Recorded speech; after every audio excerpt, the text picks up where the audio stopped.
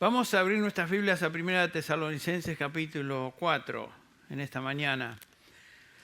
Se mencionó en los anuncios que tendremos un seminario próximo con el Dr. Street sobre la pureza sexual para hombres.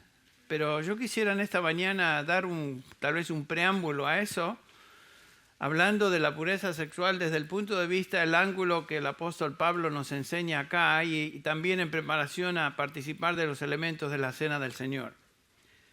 Como ustedes saben, Pablo antes de participar les dice a los corintios en 1 Corintios 11:28, examínese cada uno entonces, coma del pan y beba de la copa. El propósito de examinarnos es no venir de una manera liviana, superficial a la Cena del Señor, sino previamente haber tenido el tiempo de hacer un examen de dónde estamos en nuestra vida espiritual, en nuestra relación con el Señor. Y una de esas áreas de examinación, yo creo, para todo creyente, es el área de la pureza sexual. Y quisiera en esta mañana tocar el tema porque Pablo habla de esto, no simplemente porque se me ocurrió, pero aquí está. Y vamos a dar lectura primero a los versículos del 1 al 8 de 1 de Tesalonicenses 4, antes de introducirnos, o como introducción, mejor dicho, al tema de nuestro estudio esta mañana. Dice así, por lo demás, así comienza el versículo 1, o sea, finalmente, hermanos, os rogamos pues, y os exhortamos en el Señor Jesús, que como habéis recibido de nosotros instrucciones acerca de la manera que debéis andar, ese es el tema, la manera que debéis andar, y agradar a Dios, como de hecho ya andáis, así abundéis en ello más y más.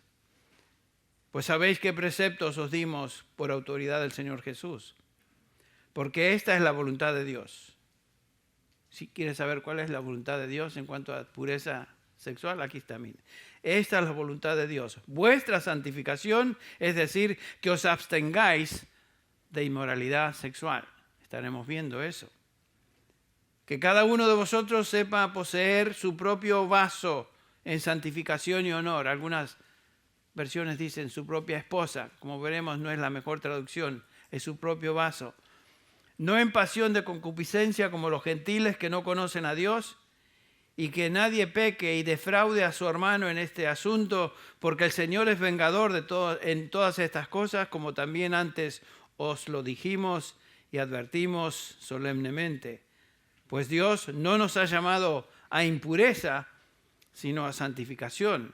Por consiguiente, el que rechaza esto, no rechaza a hombre, sino a Dios, que os da su Espíritu. Por lo demás, hermanos, finalmente, y Pablo entra ahora en la sección de la epístola que es práctica, después de haber hablado de temas en general, ahora comienza a hablar de la aplicación de la enseñanza doctrinal. Por lo demás, hermanos, el punto es cómo agradar al Señor. Y comienza Pablo a hablarnos de la voluntad de Dios para nosotros, cada uno de nosotros. ¿Quieres saber la voluntad de Dios, particularmente en el área del sexo? Aquí está. El Espíritu Santo nos dice en su palabra que esta es la voluntad de Dios. Así que veamos qué es lo que Pablo, inspirado por el Espíritu Santo, nos dice en este pasaje. Es un tema muy importante, es una área de lucha y tentación en la vida de creyentes. Lo sé en consejería personal y lo sé porque viajando a través de este hemisferio nuestro, cada vez que estoy en una conferencia, de alguna manera surge el tema y a veces tengo que tratarlo. Más, en Guayaquil, Ecuador, voy a tener uno de los temas que habla justamente del pastor y su pureza sexual. Es un tema prevalente, es una tentación a todo nivel. No solamente varones, aunque tenemos un seminario para varones. Es un problema que afecta a todo creyente, sea varón o sea mujer. ¿Y por qué será? Bueno, donde miremos nos encontramos bombardeados con imágenes, música, canciones, palabras, películas, videos, internet, que exaltan todo tipo de expresión perversa del sexo. La sociedad en que nos encontramos está saturada de sexo y expresiones del mismo sin importar el costo. Pareciera que hoy nadie tiene vergüenza ni pudor en cuanto a lo que algunos años atrás por lo menos se reservaba para ciertas conversaciones en privado o ciertas situaciones, aparte, no en público. Pero hoy descaradamente se hacen y se dicen y se exhiben cosas que uno se queda realmente pasmado. Manifestaciones perversas de lo que Dios estableció como algo que Él hizo, creó, pero el hombre lo ha totalmente tergiversado. Y no solamente en la sociedad en general, sino que se comienza a ver y observar dentro de la iglesia, se está filtrando. La gente mira como si fuera algo virtuoso el estar abierto a lo que años atrás uno decía, no, eso no es prudente hablar de eso, no es prudente tocar esos temas, no es prudente desplegar estas cosas en público.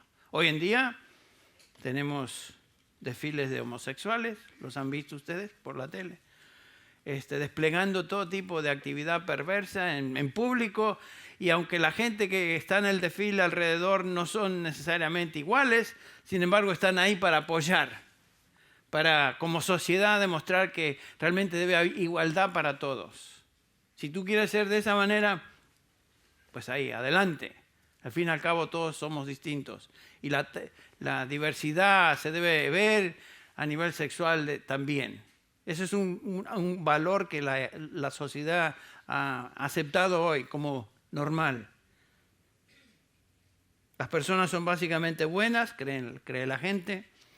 Por tanto, todo tipo de actividad sexual puede ser tolerada, con la excepción, por supuesto, hay una excepción todavía, el abuso de niños. El sexo es una actividad biológica, nos dicen, por lo tanto no debemos imponer limitaciones en cuanto a su expresión, como te guste, cuando te guste. El sexo también es divertido, dicen, por supuesto. Por tanto, su práctica puede ser casual entre parejas, no importa si son del mismo sexo o distintos sexos, no importa. Hoy en día la satisfacción del deseo sexual es un apetito principal en la vida, por lo tanto debe llenarse. Entonces la filosofía contemporánea del sexo es que debe existir libertad absoluta en su expresión, como quieras, cuando quieras, con quien quieras y bajo cualquier circunstancia. Nos podemos, mejor dicho, hacer la pregunta, ¿ha existido una época peor de la cual vivimos hoy en cuanto al desenfreno sexual? ¿Ha habido algo peor? ¿Una época peor? Y la respuesta es sí. La respuesta es sí. La época cuando Pablo escribe esta epístola se distinguía por ser un periodo de libertinaje y perversión sexual absoluta. Estoy hablando del mundo greco-romano. Aunque nos cueste creerlo, hoy por lo menos en este país, donde el cristianismo ha tenido una influencia de años y años y años, existe aún en nuestras leyes y gobiernos un residuo de influencia judeo-cristiana. Digo un residuo porque esto cada día es menos notable, pero existe. No durará mucho. Se está rápidamente eliminando. No era así en la época, en el contexto de Pablo, cuando él escribe esta epístola y todas sus epístolas. El mundo en esa época no tenía residuo cristiano. El cristianismo no existía. No había temor de Dios. No había límites a lo que el hombre en su estado carnal y natural puede expresar. Por supuesto, no había eso. Hoy por lo menos tenemos eso. Pero como dije, se está perdiendo. Para los tesalonicenses, en esta cultura, el pecado sexual era común e impregnaba todo el ambiente social. Y por supuesto, nos estamos acercando a ese nivel otra vez más. En lugar de crecer, estamos retrocediendo en nuestra actitud hacia la moralidad, cada día peor. En Corinto, que era una ciudad hermana, por decirlo así, estamos hablando de Grecia.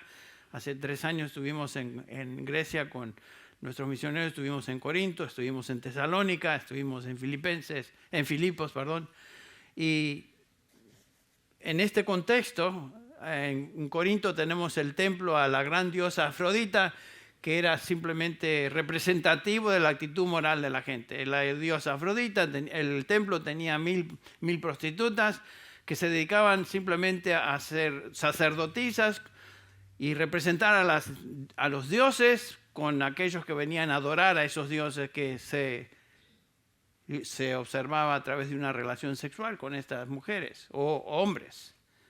O sea, esa era la actitud.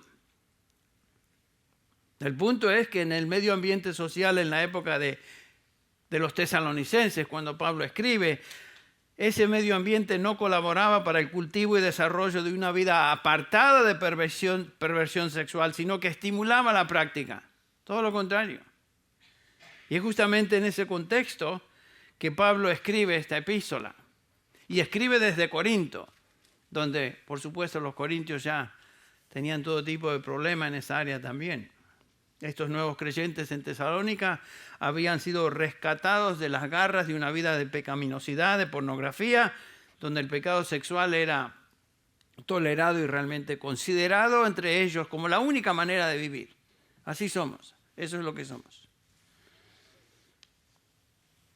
En Corinto, un contexto similar, Pablo les escribe a los corintios en 1 Corintios 6:11, a los corintios, a los creyentes, los que habían sido transformados, que tiene aplicación también a los tesalonicenses, dice, y esto erais algunos de vosotros, pero fuisteis lavados, fuisteis santificados, fuisteis justificados en el nombre del Señor Jesucristo y en el Espíritu de nuestro Dios. ¿Qué es lo que habían sido antes? ¿De qué habían sido lavados? ¿De qué habían sido santificados? Escuche, versículo 9. No os dejéis engañar, dice Pablo. Ni los inmorales, ni los idólatras, ni los adúlteros, ni los afeminados, que es una traducción de esta palabra que sería el equivalente a los transexuales, los transvesti, ni los homosexuales. Y Pablo, noten que hace una lista de pecados y subraya estos. Pablo subraya estos pecados sexuales porque sobreabundaban en la cultura greco-romana, en Corinto, en Tesalónica, donde sea. En Roma. Los creyentes tesalonicenses eran jóvenes en su fe, solo unos meses en el Señor. Y Pablo, inspirado por el Espíritu Santo, ahora enfoca su atención en este tipo de pecado porque sin duda era una de las áreas de mayor tentación en la congregación tesalónica. Y estoy seguro que en medio nuestro hay personas que están luchando con eso. Este tipo de pecado, este tipo de tentación. No me estoy refiriendo a uno en particular, ninguna persona. Nadie habló conmigo, yo tengo consejerías con varias personas, pero no estoy hablando a nadie en particular. Pero estoy seguro, porque la Biblia lo declara, que esa es una tentación a todo nivel común que nos afecta a nosotros como seres humanos. Así que esa es la razón por la cual quería hablar del tema antes de participar de la Santa Cena. Los creyentes, como dije, eran jóvenes aquí y Pablo comienza entonces este tratado, esta enseñanza, instrucción sobre la moralidad, o digo el pecado sexual, la inmoralidad, de la siguiente manera. Comienza el versículo 1, por lo demás, hermanos, os rogamos pues y exhortamos en el Señor Jesús que como habéis recibido de nosotros instrucciones acerca de la manera que debéis andar y agradar a Dios, como ya lo hacéis. Pero dice Pablo, abundéis en ello más y más. Ese es el punto del pasaje en este capítulo hasta el resto de la epístola. Les escribo para que sepáis cómo agradar al Señor. Y Pablo comienza a dar una serie de principios. Y en esta primera lista de principios e instrucción en cuanto a la vida práctica cristiana, Pablo habla de la pureza sexual. Qué interesante. Lo primero que toca es eso. Entonces el punto es, no importa cuán degradante sea la cultura en la época de la iglesia, que la iglesia se encuentre, en esa época los tesalonicenses, o nosotros hoy, los creyentes no podemos vivir como el resto del mundo vive. No podemos. El estándar de conducta que Dios establece para los suyos es igual en esos días como es para hoy. Aunque el mundo y la sociedad alrededor se hunda en el pantano de perversión, como hijos de Dios somos llamados a ser absolutamente santos. Y veremos qué quiere decir eso. Vamos a contestar 3 preguntas que el apóstol contesta acá. La pureza sexual es lo que Dios demanda de todo creyente en toda época. Y vamos a contestar desde el versículo 3 al versículo 8 3 preguntas. La primera es, ¿qué tipo de conducta sexual requiere Dios de sus hijos? Segunda pregunta, ¿cómo puede un creyente vivir una vida sexualmente pura? Tercera pregunta, ¿por qué debe un creyente ser una persona sexualmente pura? Qué interesante que Dios no tiene ningún temor en hablar de estas cosas por medio de la inspiración del Espíritu Santo a personas como Pablo. La Biblia nos habla claramente de estos temas. No son tabús, no son cosas que escondemos. Dios nos declara su voluntad en cuanto a nuestra conducta sexual en este pasaje específicamente. ¿Cuál es su conducta cuál es la conducta que Dios espera para sus hijos? Lo vemos acá. En primer lugar, tenemos que reconocer y ver que Dios inventó el sexo. O sea que el sexo no es malo. El sexo es algo que Dios mismo estableció, lo creó para ser usado dentro del contexto limitado y particular del matrimonio. Eso lo vemos en Génesis. Dios creó a Adán y le dio una esposa, no le dio un Evo, sino que le dio una Eva. Varón y hembra los creó. Por tanto, dejará el hombre a su padre y a su madre y se unirá a su mujer y los dos serán una sola carne. Eso se repite 4 veces en las Escrituras. Cuando el Espíritu Santo repite algo 4 veces a través de toda la Biblia, prestemos atención. Esto no es simplemente algo que le suena mal al hombre moderno hoy. Esto es algo que Dios estableció. Nos habla claramente de que el sexo es invento de Dios. Y por lo tanto es bueno. Después de haber creado todo, ¿se acuerdan? Génesis 1:31, Dios dio todo lo que había creado y era ¿qué?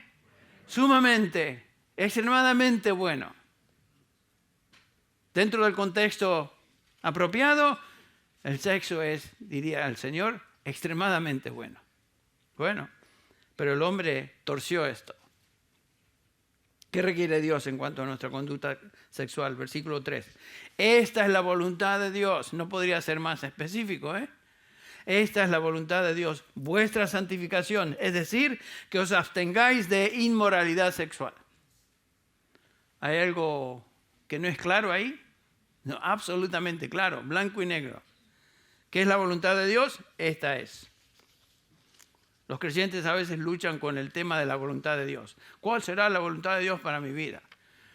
¿Cómo escojo esto para mi vida? Yo quiero saber la voluntad de Dios. Bueno, ¿quieres saber la voluntad de Dios? Específicamente acá hay un pasaje que nos enseña, esta es la voluntad de Dios. Particularmente en el área del sexo. La mayoría de nuestros problemas es cuando nos olvidamos o no prestamos atención o somos ignorantes de la voluntad de Dios para nuestra vida, porque claramente la Biblia nos enseña a través de preceptos, principios y mandamientos cuál es su voluntad. Y la clave para una vida victoriosa es agradar a Dios y abundar en ello, como dice Pablo aquí en el versículo 2, más y más. Abundar en cómo agradar a Dios, en la voluntad de Dios. El principio del Nuevo Testamento que abarca todo lo que Dios desea que hagamos se encuentra en este versículo 3. Esta es la voluntad de Dios, que específicamente vuestra santificación. Vuestra santificación. ¿Qué quiere decir santificación? Hemos estudiado la doctrina de la santificación. Lo que aquí se traduce santificación es la palabra agiasmos, en griego, que simplemente quiere decir separación o estar apartado de algo. Fuimos santificados, fuimos separados del mundo, del pecado, para Dios. Y eso es lo que Dios desea. Es un proceso que comienza desde el momento de nuestra conversión, desde el momento que somos redimidos. El creyente comienza a ser separado prácticamente más y más del pecado y separado para Dios. Somos santos. Por eso el Nuevo Testamento nos describe como santos. ¿Por qué? Porque somos santulones, porque caminamos con una aureola en la cabeza. Somos santos en el sentido de que ya hemos sido santificados, apartados del mundo para Dios. En ese sentido somos santos, somos de Dios. y por lo tanto debemos vivir de acuerdo a lo que somos. Múltiples pasajes en el Nuevo Testamento nos enseñan eso. Tengo una lista bastante grande, pero no voy a tomar el tiempo porque tenemos que tomar la Santa Cena.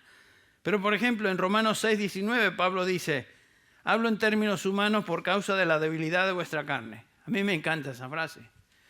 Pablo nos habla teniendo conciencia de que somos débiles en la carne. Y después dice, porque de la manera que presentasteis vuestros miembros como esclavos a la impureza y a la iniquidad para iniquidad, ahora presentad vuestros miembros como esclavos a la justicia para santificación. Noten el versículo 22 de este Romanos 6.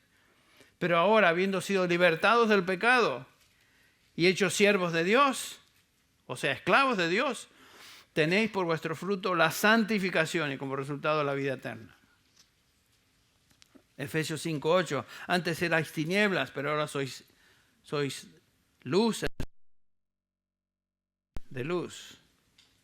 Amados, Filipenses 2:12, tal como siempre habéis obedecido, no solo en mi presencia, sino ahora mucho más en mi ausencia, ocupaos en vuestra salvación con temor y temblor. Nuestra vida es distinta. Noten 2 Corintios 7:1. Por tanto, amados, teniendo estas promesas, que se encuentran en el capítulo 6, versículos del 13 al 17. Por tanto, amados, teniendo estas promesas, limpiémonos de toda inmundicia de la carne y del espíritu, perfeccionando la santidad en el temor de Dios. Entonces, la voluntad de Dios es que nos apartemos de todo aquello que es impuro, aquello que es carnal, aquello que es impío, aquello que es sucio. El principio general es, Dios quiere que seamos santos en práctica. Ya somos santos, pertenecemos a Él, pero quiere que seamos santos en la práctica. Apartados del pecado, separados para Dios, comprometidos con Dios. Específicamente en el contexto que estamos viendo, la santificación se refiere a mantenerse alejados de la inmoralidad sexual, de la fornicación. La palabra que aquí se traduce fornicación o inmoralidad sexual es porneias, de donde sacamos la palabra nuestra pornografía. Abstenerse de inmoralidad sexual. Y esta palabra abstenerse, que os abstengáis, es abstenerse completamente, ni siquiera juguetear con la inmoralidad. La palabra fornicación o inmoralidad sexual es traducida porneas, como lo dije, y se refiere entonces a todo tipo de actividad sexual ilícita fuera del matrimonio. Entonces, eso es lo que está hablando Pablo. Cuidado con eso. ¿Recuerdan las palabras del autor de Hebreos 13:4? Sea el matrimonio honroso en todos y el lecho matrimonial sin mancilla. Noten que Dios bendice lo que Él creó. El sexo dentro del contexto apropiado. Dios bendice la relación sexual entre esposo y esposa y es honroso, dice, es honroso. Pero noten lo que sigue. Pero a los inmorales, fornicarios, y a los adúlteros los juzgará Dios. Noten eso. Dios no hace la vista gorda a ese pecado. Dios trae juicio sobre los inmorales. Y atención, aquí la enseñanza de Pablo sobre la inmoralidad sexual va más allá que simplemente un acto físico. Porque muchos piensan, bueno, yo no soy adúltero, yo no fornico. Pero si pudiéramos tener una foto de tu mente, a lo mejor no estaría tan limpia la cosa. ¿Quién de nosotros iría con una cámara de televisión aquí, en el pecho, una screen, donde aparecen todos nuestros pensamientos sucios que hemos tenido, diríamos, la semana pasada o aún esta mañana antes de venir a la iglesia? Iríamos así nosotros, ¿no? Con el pecho abierto para que nos vean todos. No, porque nos daría tremenda vergüenza. Entonces Pablo dice que la inmoralidad no se limita simplemente al acto. Así que cuidado. Dice Pablo en Efesios 5:3, pero la inmoralidad, o sea, porneia, y toda impureza o avaricia ni siquiera se mencionen entre vosotros como corresponde a santos. Noten, toda impureza, inmediatamente después de inmoralidad. Impureza tales como ¿qué? pornografía, pensamientos inmundos, películas sucias. Usted ponga la lista ahí, porque hoy tenemos acceso a todo tipo de inmundicia. Pero así rapidito. Aun cuando uno inocentemente está mirando en la computadora por noticias, detrás aparecen todo tipo de cosas. Pero si yo no andaba buscando eso, estaba buscando noticias, pues.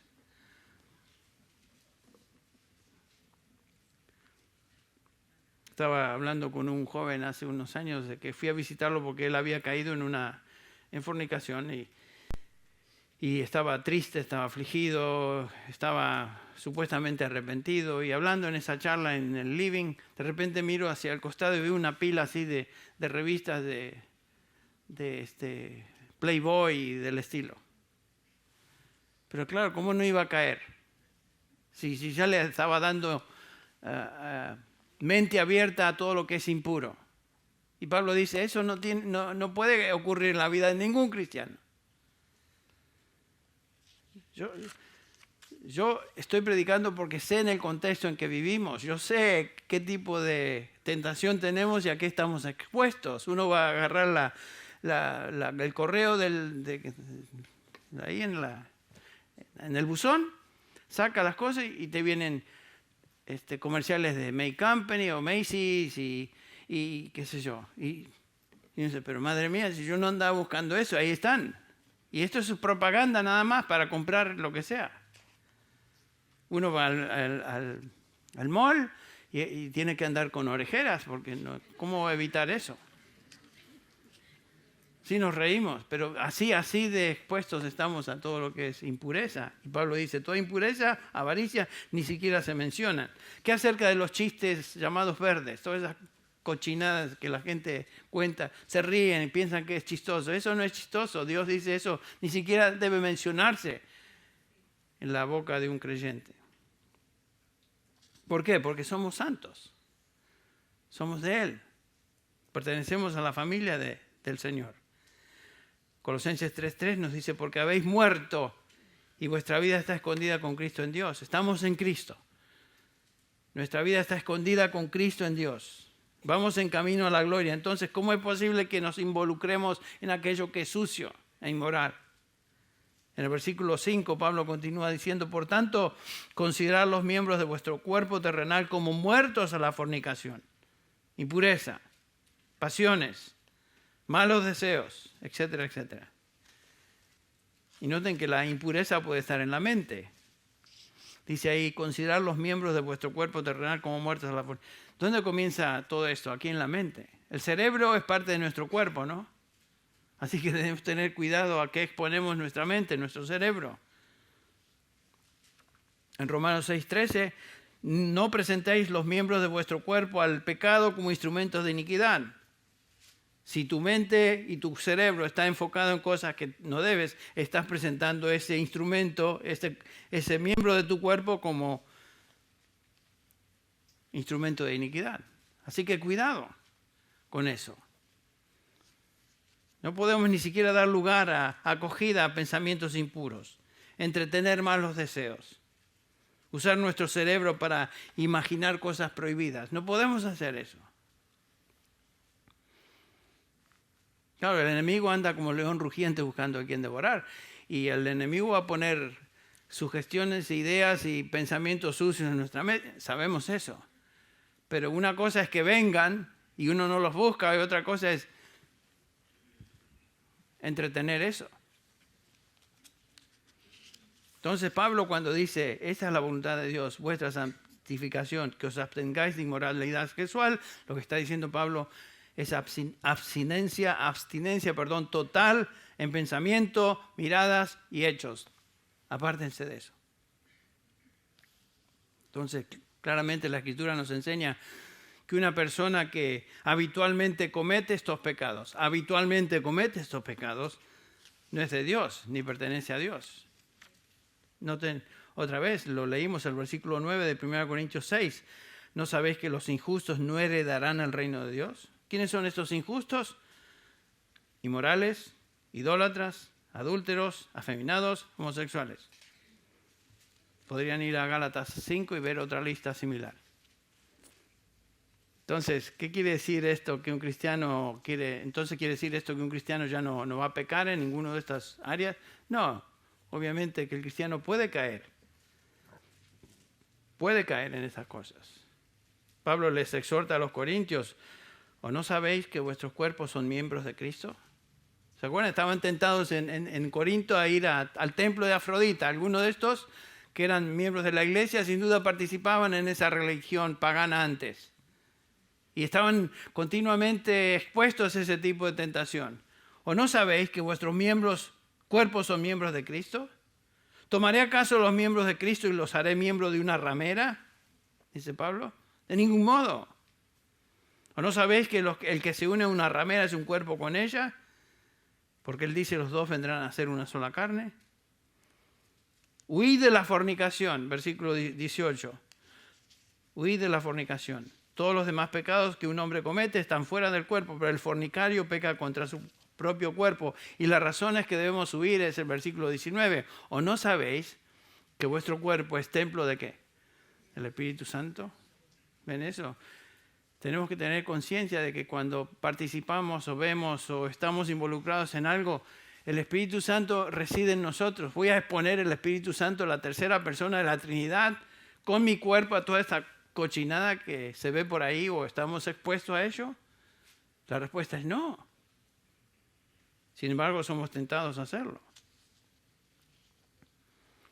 Esta es una tremenda advertencia para nosotros creyentes. Bueno, cualquier acto, pensamiento, vistazo, palabras que nos muevan a la inmoralidad sexual debe ser entonces rechazado. Todo eso debe ser rechazado. ¿Qué conducta sexual requiere Dios de los creyentes? Que os abstengáis. Vuestra santificación, que os abstengáis de inmoralidad sexual. La segunda pregunta que queremos ver: ¿cómo podemos tener victoria sobre la inmoralidad? Bueno, Pablo dice en el versículo 4 que cada uno de vosotros sepa cómo poseer su propio vaso en santificación y honor. Cada uno de vosotros, cada creyente, varón o mujer, que sepa poseer su propio vaso. La pregunta es: ¿qué quiso decir Pablo con eso?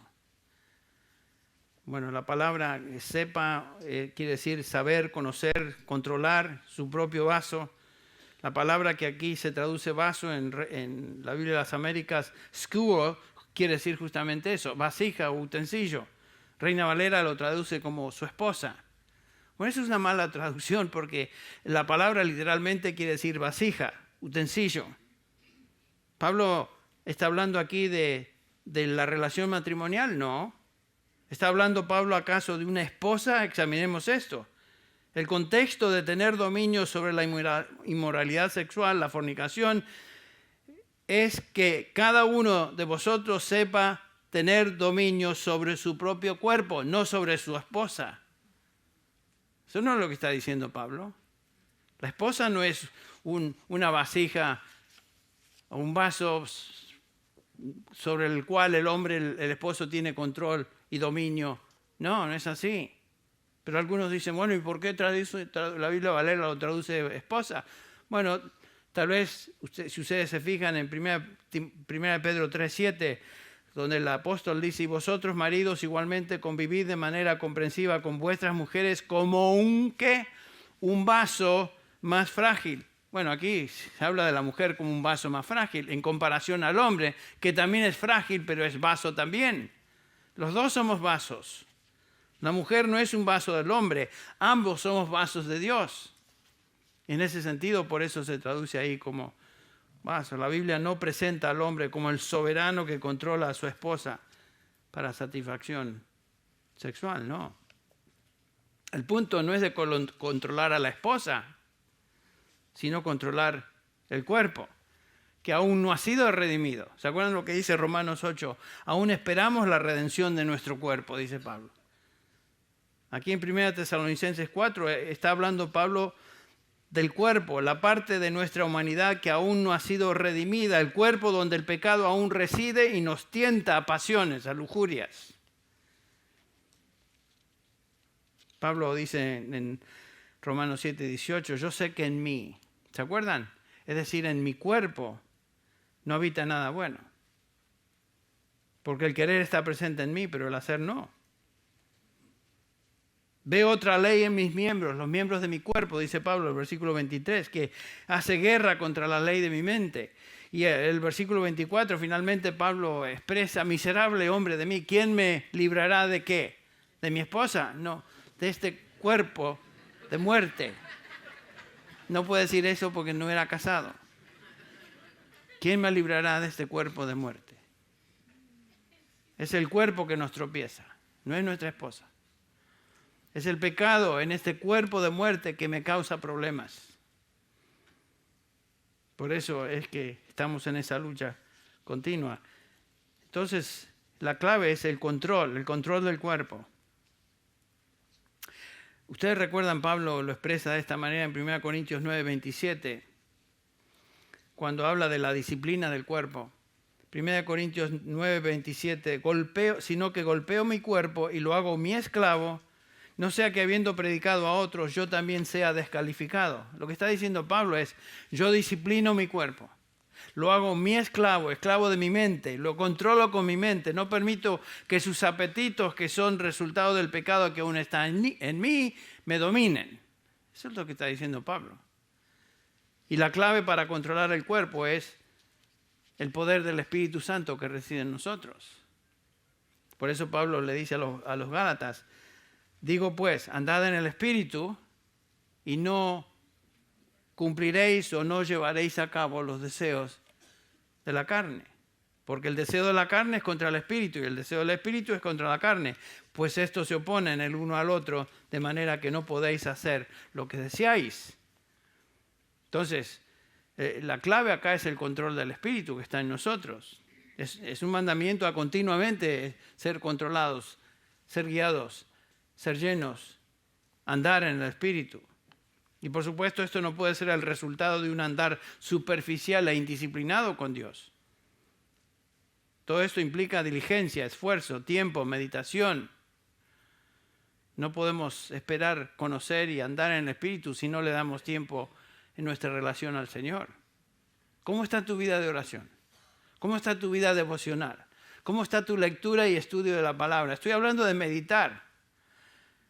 Si tu relación con Dios es superficial, quiere decir que el Espíritu Santo no te está controlando como el Espíritu Santo desea controlarte. Entonces, es control del cuerpo. Ahí comienza la victoria sobre la inmoralidad sexual. Con nuestra mente, el poder del Espíritu Santo. Y noten que Pablo dice, el control del cuerpo es en santidad o santificación, que quiere decir apartado del pecado, y en honor, quiere decir respeto. En otras palabras, estar conscientes que nuestro cuerpo debe ser respetado para dedicarlo al Señor, quien es dueño aún de nuestro cuerpo, y en nuestro cuerpo es templo del Espíritu Santo. ¿O no sabéis? Pablo le dice a los corintios, ¿no sabéis? Sois tan ignorantes que vuestro cuerpo es el templo del Espíritu Santo que está en vosotros, el cual tenéis de Dios, y noten esta frase, y que no sois vuestros. ¿Nos damos cuenta de eso, que ya no somos nuestros? ¿No podemos hacer lo que se me da la gana con mi cuerpo? ¿Somos tentados? ¿Lo vamos a hacer? No. Andad en el Espíritu y no satisfagáis los deseos de la carne. La tentación va a estar ahí, pero ya no soy mío. Antes yo daba lugar y rienda suelta a las tentaciones porque no tenía poder. El Espíritu Santo no estaba en mí. ¿A mí qué me importaba? Que viva la pepa. Total, me entrego al pecado que más me guste. Pero hoy en día yo no puedo hacer eso. Yo, como cualquiera de ustedes, soy tentado a pensar y hacer cosas que no debo. No, pero Henry, tú eres pastor. ¿Y eso qué tiene que ver? El apóstol Pablo era el apóstol. Y sin embargo, él se incluye en esto. Por favor, no pensemos que hay ciertos hombres y líderes que han llegado a un nivel que ya la hicieron. Ya no hay problema con esos cuates. Por eso pueden hablar así. No. Somos expuestos a las mismas tentaciones, las mismas debilidades que cualquier otro creyente. Así que ya no soy dueño mío. Tú no eres dueño de tu cuerpo. Somos del Señor. Ahora, rápidamente, ¿por qué debemos abstenernos de la inmoralidad sexual? Simplemente las mencionamos. En primer lugar, por la venganza de Dios. Noten el versículo 6. Mirad que nadie peque y defraude a su hermano en este asunto, porque el Señor es vengador en todas estas cosas, como también nos dijimos y advertimos solemnemente. Cuidado con hacer tropezar a un creyente, a un hermano o una hermana en Cristo, con el pecado sexual, porque Dios retribuye. Dios es vengador. Dios manda juicio, retribución. Este es un recordatorio muy serio para los que piensan que Dios hace la vista gorda a ciertas cosas. Otra vez, Hebreos 13:4. Sea el matrimonio honroso en todos y el lecho matrimonial sin mancilla, porque a los inmorales y a los adúlteros el Señor va a juzgar. Otra razón que Pablo nos da acá por qué debemos abstenernos es por el propósito de Dios, versículo 7. Porque Dios no nos ha llamado a impureza, sino a santificación. Repite lo mismo. ¿Qué es el propósito para el cual fuimos llamados? Ser santos en práctica. Ser santos en práctica. Un pasaje que conocemos muy bien es Efesios 2:8. Porque por gracia sois salvos por medio de la fe. Y esto no es de vosotros, pues es don de Dios. Hasta ahí lo tenemos, ¿no? No por obra para que nadie se gloríe. Hasta ahí, y parece que nos detenemos ahí. Pero el versículo 10 continúa diciendo, porque somos hechura suya, creados en Cristo Jesús, para hacer buenas obras, las cuales Dios preparó de antemano para que anduviéramos en ellas. Entonces, a la luz de eso, fuimos creados. El propósito de Dios para nosotros es la santificación práctica. Vivir haciendo buenas obras, vivir en obediencia, lo que cantábamos en uno de los himnos. Entonces, no vamos a pecar porque Dios es vengativo o la venganza de Dios, por eso nos abstenemos. El propósito de Dios y finalmente la presencia del Espíritu Santo en nosotros, versículo 8. Por consiguiente, el que rechaza esto no rechaza a hombre, sino a Dios que da su Espíritu Santo. Si un cristiano rechaza esta exhortación a apartarse de inmoralidad, no está rechazando a Pablo, no está rechazando al predicador, está rechazando a Dios mismo, quien nos dio su Espíritu Santo, con el propósito de que seamos santos en práctica. ¿Ven eso? Dios no solamente nos llama a salvación, sino que nos llama a santificación, y por eso Él nos dio su Espíritu Santo, para que podamos vivir de una manera digna, de una manera santa.